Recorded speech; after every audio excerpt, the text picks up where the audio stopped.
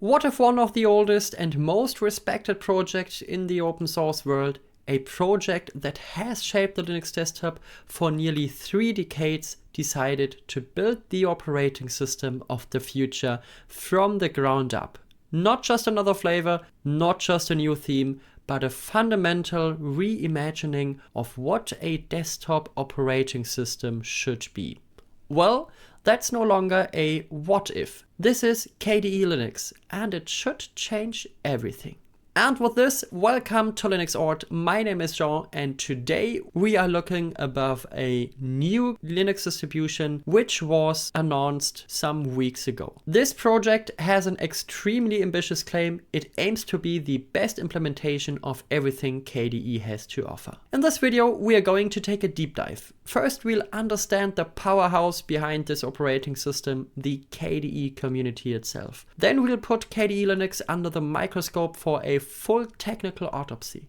What drives it? What makes it so different? And we'll clear up the big question, how does it differ from KDE Neon and what happens to Neon now? And finally, we'll throw it into the ring with the reigning champions, Pop! OS, Linux Mint and Ubuntu, to see if it has what it takes to compete. This is the complete story of KDE Linux. Let's come to the first section of this video, the powerhouse behind the operating system. What exactly is KDE? To understand KDE Linux, you have to understand KDE itself. It's not a company. It's a massive international community of developers, designers, translators, supporters, and of course users, founded in 1996 by Matthias Ettrich. The founding philosophy was simple but revolutionary. Ettrich was frustrated by the lack of consistency on the Unix desktop. Applications not only look different, but they also behave differently. He proposed the creation of a desktop environment, so-called, where users could expect a consistent and also beautiful and easy to use experience. His first Usenet post generated enormous interest, and the K desktop environment project was born. Yeah, the KDE manifesto lays out the core values: open governance, free software, inclusivity, innovation, common ownership, and a strong focus on the end user. These values form the foundation upon which KDE Linux is now being built. It's not just a new distribution, it's the culmination of a vertical integration strategy. KDE is making a strategic move to control the entire stack, from the fundamental libraries to the user interface to the core applications, all on an operating system they design and control themselves. Historically, KDE has relied on other distributions like Kubuntu, Fedora KDE, or OpenSUSE to deliver its software to users. This created a dependency and the potential for fragmentation, distribution-specific patches, different package versions, and inconsistent experiences. But by creating its own operating system, KDE eliminates this dependency. They can ensure that Plasma, frameworks, and gear are perfectly integrated, tested, and delivered exactly as the developers intended. This approach mirrors the successful strategies also of Apple with macOS and iOS, or Google with Android and Chrome OS if you know it, where control over the hardware, not specific hardware at the current time at KDE Plasma, but we will get there at a point, I guess, and the software stack leads to a more coherent and reliable user experience. And KDE Linux is therefore KDE's attempt to build its own, albeit open source walled garden to deliver the most polished and reliable KDE experience. So let's come to the 3 pillars of KDE. The first pillar of KDE is very easy, I guess we all know it, what now comes. KDE Plasma. Plasma is not a desktop, but a graphical shell or workspace environment. It's the visible interface between the user and the operating system, of course. Its key features are extreme customizability. This is for what KDE stands for, with widgets, panels, themes, and so on, and powerful functionalities like KRunner, for example. This is this program here above. A kind of a universal command line where you can find about everything on your computer. And this is a great thing in my opinion. Also, if you know the Linux Assistant, the software I wrote myself, this was highly inspired by the KDE runner. So yeah, next to the K runner, we have a beautiful Linux desktop, and Plasma is known for giving the user full control. You can customize almost everything. So if I just right click, show panel configuration, then we can set the position, the alignment, the width, the floating, opacity, and so on. We can add or manage some widgets here. It's crazy what you can do with the desktop, and it looks just so good on KDE Plasma 6 in my opinion. This is the first pillar. The second pillar are the KDE frameworks. You can think of the frameworks as the Lego bricks for developers. It's a collection of over 80 libraries built on the top of the Qt framework. The Qt frameworks provide the toolkit for creating user interfaces on many different platforms, IoT devices, cars, websites, apps, and also, yeah, for the KDE desktop. And yeah, it's much more than just a very simple window toolkit, but it's a very good one and very feature-rich window toolkit we have around in our Linux world. So this and many other simple to complex tools are the KDE frameworks. They make creating powerful applications significantly easier. This is the technical foundation that gives KDE applications their power and consistency. A great pillar which just enables all this KDE Plasma. And the third pillar, and this is the so-called KDE Gear. KDE Gear is the massive suite of over 200 applications developed by the community. This collection showcases the true strength of the ecosystem. Flagship examples include Dolphin, the file manager, one of the most powerful file managers in my opinion. Also Krita as a professional painting program that even competes with commercial alternatives, for example from Adobe, and also for example KDE Live, a non-linear video editor in which this video here is being cutted and rendered. And also, for example, the Contact Suite, Kmail for personal communication, and countless of educational software, games. The Ocular document viewer is great, and so many more KDE applications.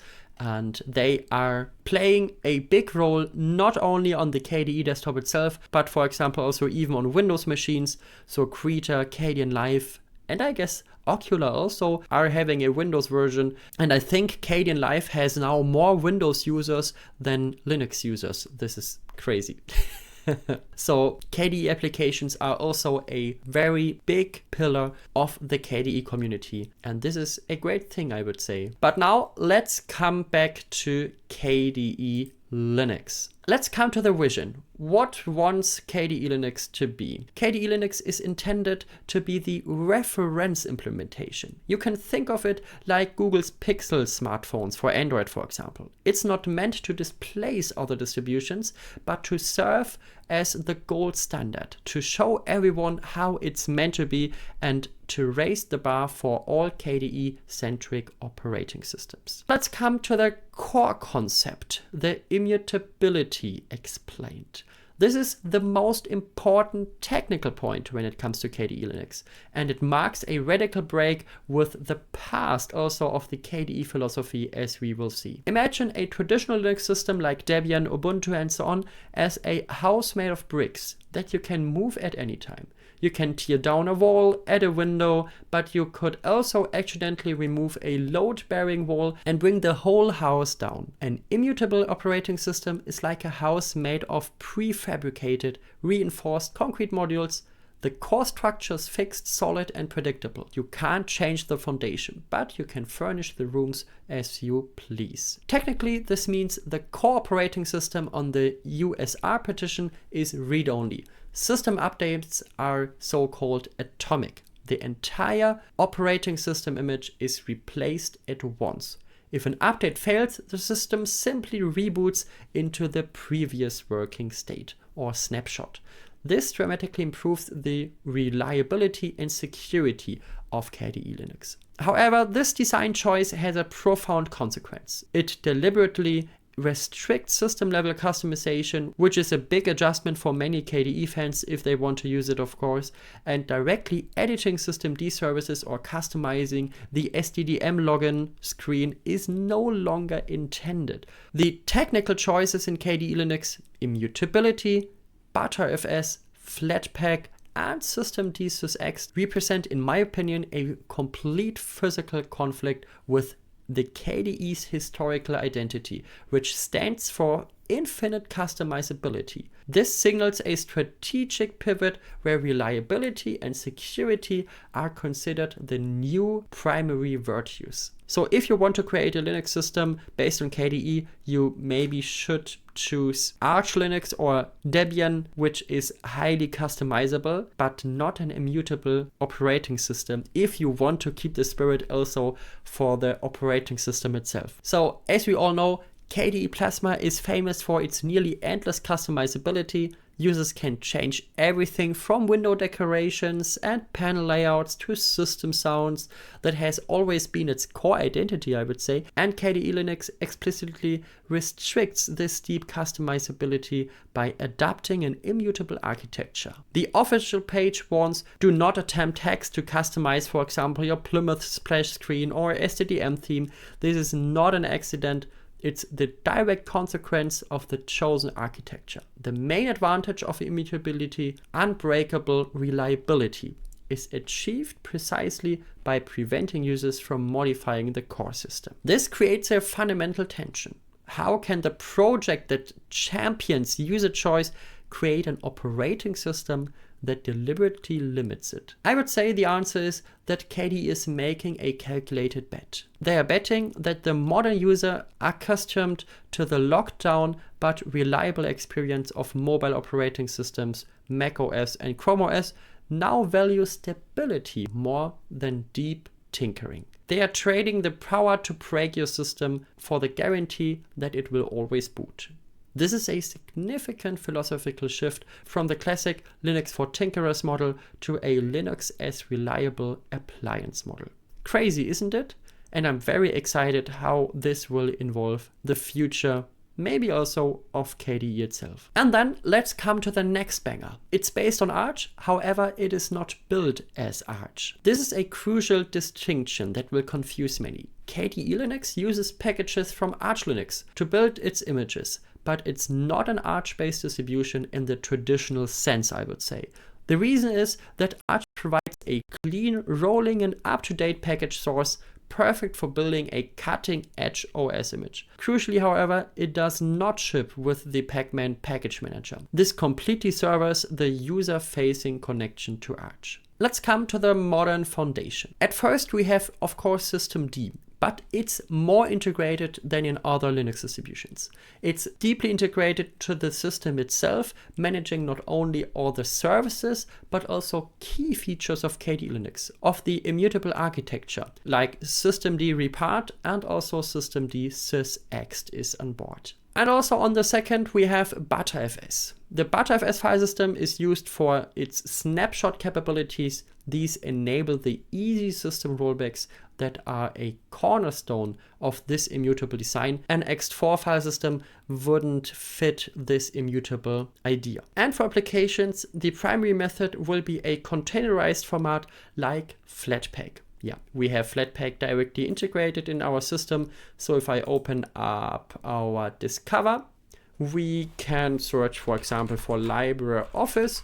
And here we have our LibreOffice suite, which is from the FlatHub directly. This is, I would say, the so-called Linux App Store. Now, let's talk about in which state KDE Linux currently is. It's currently a very alpha experience. It's important to be honest about the current state.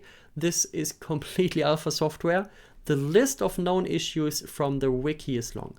We have no secure boot yet. We don't have manual partitioning. The system updates are currently very huge as Delta updates have not been implemented.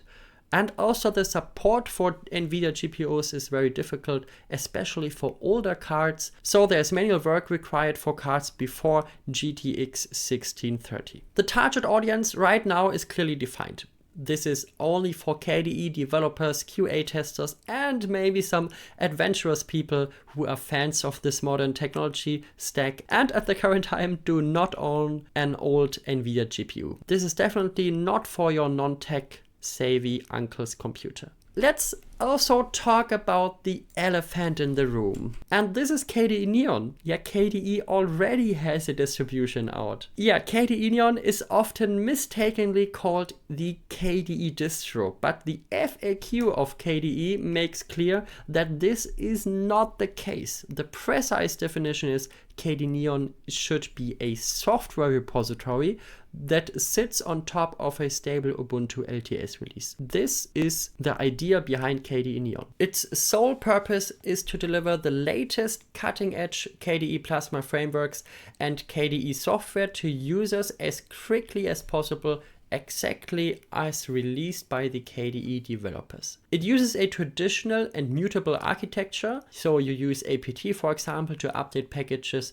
individually. To summarize, Neon is about getting the latest KDE software, and KDE Linux is about creating the best possible operating system for that software to run on. If it comes to coexistence or replacement, some speculation in the community suggests that the KDE Linux is the logical kind of evolution and will eventually make Neon redundant. But the stronger argument, however, is for coexistence. Both projects serve, in my opinion, fundamentally different audiences and, of course, different technological models. Neon serves the large user base familiar with traditional Debian Ubuntu-based systems. It's also a testbed for traditional packaging methods, for example, and KDE Linux is a radical new endeavor that appeals to a different user profile with its immutable architecture. However,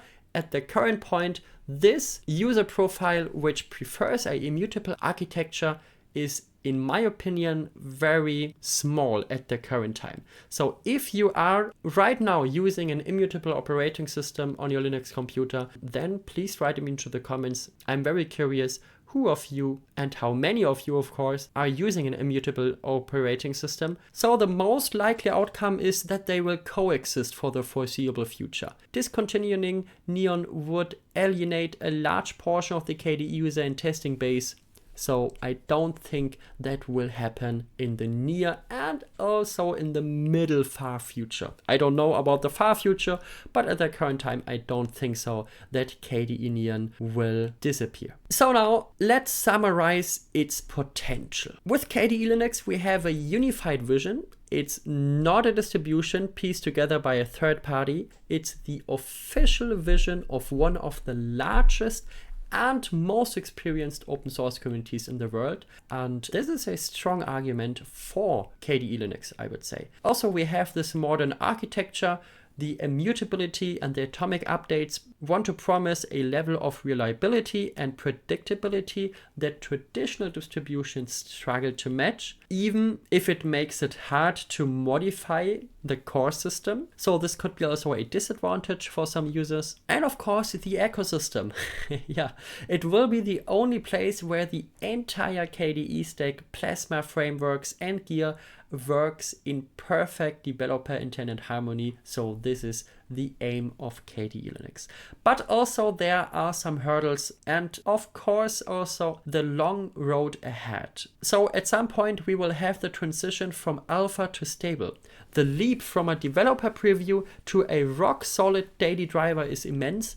There are many known issues that need to be fixed. For example, the hardware problem, poor support for older NVIDIA cards, for example. This is a potential deal breaker for many users out there, and also some other things I told you some minutes before. And also, in my opinion, the hardest point, the user experience shift. This is for all immutable Linux distributions out there, like for example, Fedora, Silverblue, OpenSUSE, Kalpa and Aeon, they are called, I guess, nowadays. and yeah, also KDE Linux in the future. Convincing a long-time Linux user to accept these limitations of an immutable system. The situation for developers also needs the significant improvements. So all the developer tools should be more containerized, and also they have to interact better together. And at the current point, this definitely has to improve for many software stacks if you are developing on them. So is KDE Linux the future? I would say it has the potential to be. It represents a bold but also necessary step towards a modern, reliable and secure Linux desktop.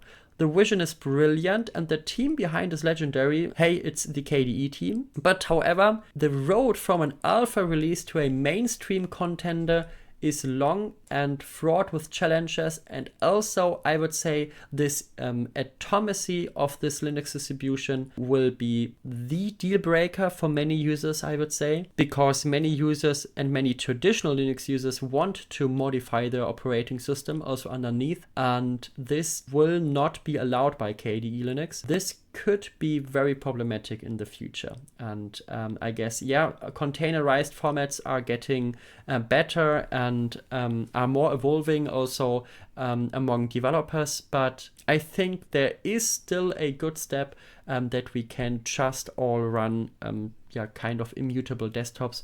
Even, for example, if we have a look to Debian, they also have some innovations inside. They now implemented apt3, for example. They have a better hardware support and also are not living behind a rock.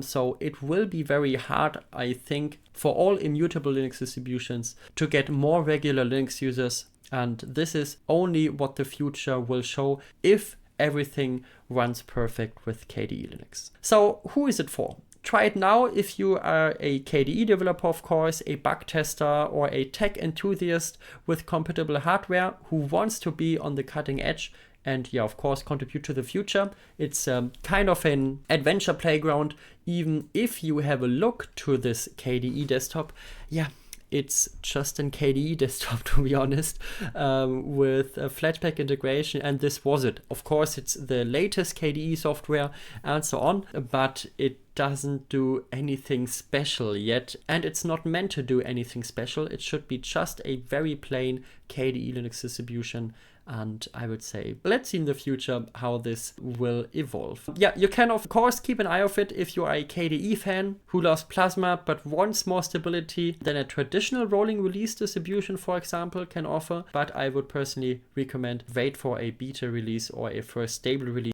This will take some months, and I guess we will see a beta version or the first stable release in the earliest point in 2026, maybe even 2027. Let's see how KDE Linux evolves and how the KDE team succeed in their missions and tasks, because of course there are some technical hurdles like the secure boot and the NVIDIA cards, for example, which are the biggest drawbacks right now if it comes to compatibility. If you are a new user or rely on an older NVIDIA card, I can't recommend this at the current time. If you want a just work system for mission critical tasks, just stick to Pop! OS, Linux Mint, Ubuntu, or where you are at the current time. These are major and much more, at the current time, of course, much more reliable. So I guess at the current time, you don't miss anything on this side. So it turns out KDE Linux isn't just a new product, it's a statement of intent from the KDE community. It's their bet on what the Linux desktop of tomorrow will look like. Whether it succeeds or fails, its development will push the entire Linux ecosystem, in my opinion, forward, and that's a win for everyone. So I'm very curious how this will evolve in the future. What are you thinking about KDE Linux? Do you want to give it a try? Do you also want an installation tutorial about KDE Linux? Because it's not very easy to install it, for example, on a virtual machine. So just let me know it. In the end, if you found this video helpful, please leave a like and subscribe to this YouTube channel. And then we will see us in the next one. Have a good day. Bye.